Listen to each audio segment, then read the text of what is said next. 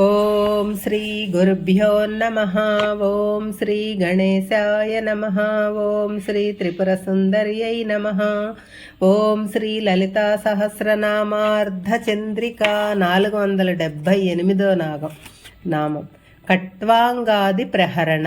కట్వాంగం అంటే గదలాగా ఉండి చివర కపాలమును పోలి ఉన్న ఒక ఆయుధము. ఆ ఆయుధములతో శత్రువున మోయినది. కట్వాంగముతో పాటు ఖడ్గము, త్రిశూలము, చర్మము ఈ శక్తి దేవత తన 4 చేతులలో ధరిస్తుంది. ఖ, ఛ, ఠ, ద, ఫ వీటిని ఖాతో ప్రారంభమయ్యే ఈ వర్గాక్షరాలను ఉచ్చరిస్తుంటే విశుద్ధి చక్రము శుద్ధి చెందుతుంది.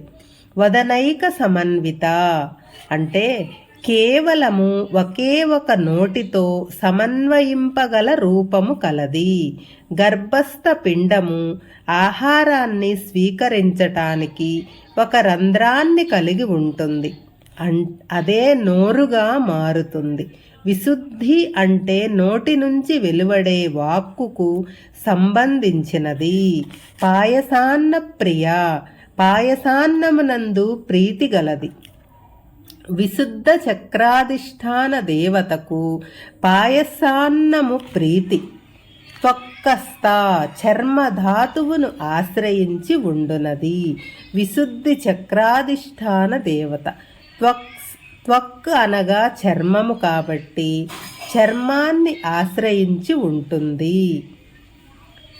చర్మ వ్యాధులు ఉన్నవారు ఈ నామాన్ని త్వక్స్థాయి నమః సంపుటి చివరి 40 రోజులు జపించి చివరి రోజున అమ్మవారిని పూజించి పాయసాన్ని నివేదన చేస్తే ఆ వ్యాధులు త్వరగా తగ్గుతాయి.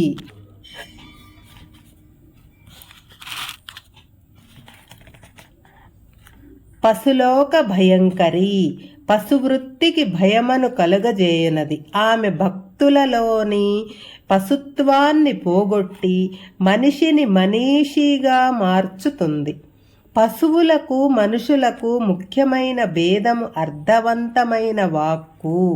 తనను గురించి తనకు తెలియకపోవటం, తెలుసుకోవటానికి ప్రయత్నం లేకపోవటం పశు లక్షణాన్ని సూచిస్తాయి. అమృతాది మహాశక్తి సంవృత. అమృత మొదలగు మహాశక్తుల చేత పరివేష్టింపబడునది. విశుద్ధి చక్రాధిష్టాన దేవత. వర్ణమాల 16 మంది మహాశక్తుల చేత పరివేష్టింపబడుతుంది. ఈ 16 మంది వర్ణమాలలలోని 16 అచ్చులచే సూచించబడతారు.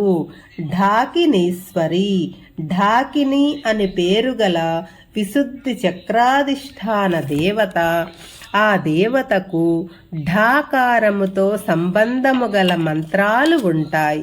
అనాహతాబ్జ నిలయ. అనాహత చక్రమునందు నివసించునది.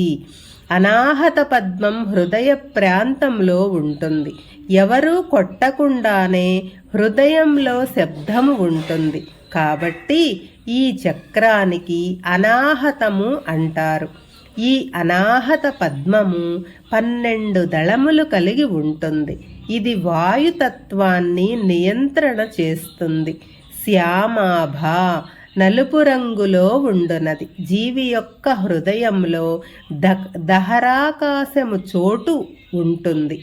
ఇది ఎవ్వరికీ కనపడదు. వదనద్వయ 2 ముఖములు కలది. అనాహత చక్ర అధిష్టాన దేవతకు 2 ముఖాలు ఉంటాయి.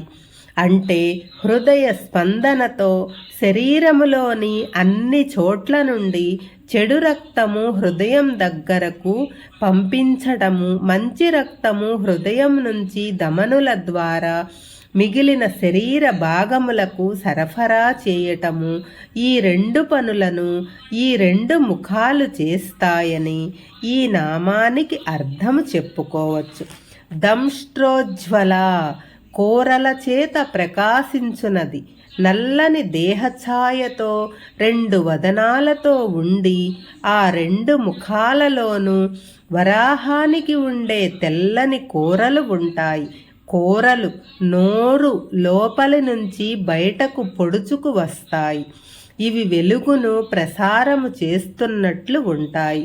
దీని మీద ప్రాణాయామ ప్రక్రియ ఆధారపడి ఉంటుంది.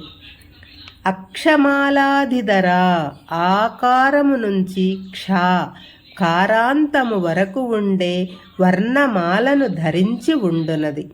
ఈ దేవత అక్షమాలతో పాటు శూలము, కపాలము, ఢమరుకములను 4 చేతులలో ధరించి ఉన్నది. రుధిర సంస్థిత రక్తధాతువులను ఆశ్రయించి ఉండునది. అనాహతము హృదయానికి సంబంధించినది. హృదయము రక్త ప్రసరణకు సంబంధించినది. రక్త దోషాలు, రక్త ప్రసరణ దోషాలు ఉన్నవాళ్ళు ఈ నామాన్ని రుధిర సంస్థితాయై నమః అని సంపుటి చేసి జపిస్తే ఆ దోషాలు నివారించబడతాయి. కాళరాత్యాది శక్తౌఘనభృద రాత్రి మొదలైన 12 మంది శక్తి దేవతల చేత పరివేష్టింపబడి ఉండునది. అనాహత పద్మానికి 12 దళాలు ఉంటాయి.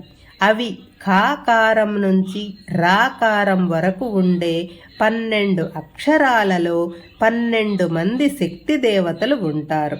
ఈ పద్మం మధ్యలో ఉండే కర్ణిక వద్ద ఆ అధిష్టాన దేవత ఉంటుంది.